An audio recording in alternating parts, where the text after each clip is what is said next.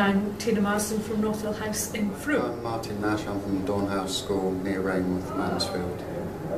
And I'm Philip Chandler, also from Dornhouse. Initially I assumed that the project was about a new way of doing the review process that was child-centred. And that was my initial interest, because we have a very thorough and very effective review process, but it's very much adult-centred. When I arrived, of course, I discovered it actually looking at different aspects of a young person's life and how successful that is for the individual person, and as an organisation, is there something that we could reflect on and perhaps do better than we've done up to now. That's fine, that's still a really good outcome for me. That's something that I would want to be doing. Would like to think we're a reflective organisation.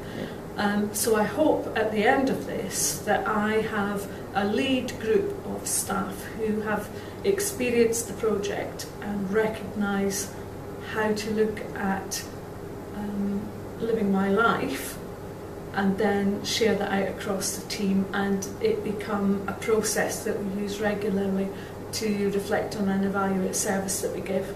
My initial thoughts were that it was possibly along the lines of a person-centred review. I was quickly put right on that it is something totally different. What enthuses me about it is that it's looking at it from the child or young person's point of view rather than the organisation's point of view.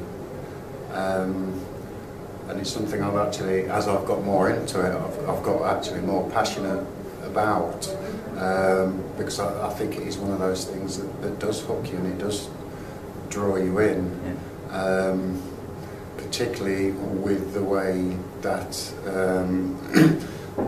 it's set up, where you're working one-to-one with a young person.